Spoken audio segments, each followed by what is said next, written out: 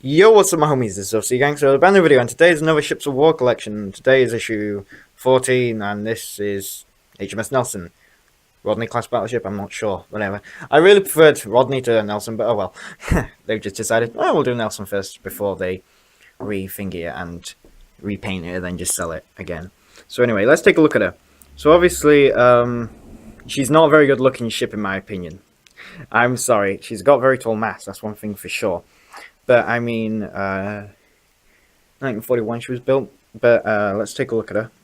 We can see that her primary guns are at the front of her, like a first half, and then like the secondaries are at the back. I'm thinking, what the hell's going on? What were they thinking when they were designing this? This is hideous. How could they make this ship? But yeah. And she only had two propellers. She was a really slow ship. She was only capable of traveling up to a speed of 27 knots, I believe. Nope, not even that. 23.5 knots. But anyway, and I took a hard look at her, and I realised something.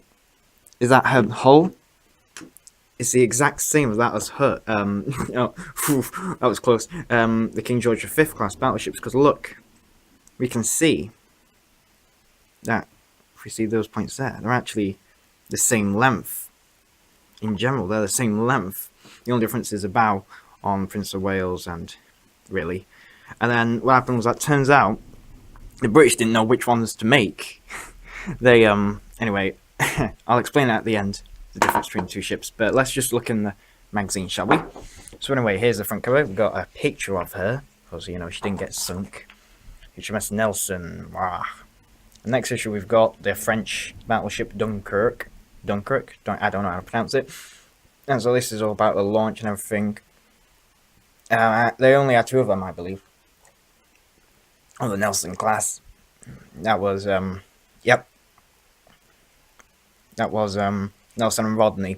Rodney was famous for sinking Bismarck, well, helping. You know, she basically turned up and murked the hell out of her. Well, all the British ships did in the end. And they had to torpedo her, and the Germans had to score it. Yeah, that was a good story. One of my favourite, anyway. And this is all about eyewitness reports. Truth be told, I don't know much about her, so I'm really sorry I can't give you a history of Nelson. You know, but obviously, you know, she did stuff. She attacked. I don't know. I believe it was the Scharnhorst that she actually helped sink. Or maybe it was it was Duke of York. Sorry, I got the wrong ship. I'm so sorry. But anyway, so she was quite a large ship, actually. But as you can see here, look, her guns are right on the front. I'm thinking, what the hell were they thinking? You know, why is her guns on the front? You know. Anyway, her guns were 406mm, only slightly bigger than Prince of Wales / King George V. But she didn't have as many secondaries as they did, but yeah. And she ran aground on Portsmouth, so that was great. And then obviously, you know, all the ship, basically they went all over the place. They went to Atlantic, then went to Mediterranean, because war heated up there, and then they went to the Pacific at the end. So really they were all going all over the place. And that's really her. More pretty pictures. And yeah, obviously, she did naval bombardment at the D-Day, at the British D-Day, not the American ones. They're two different things.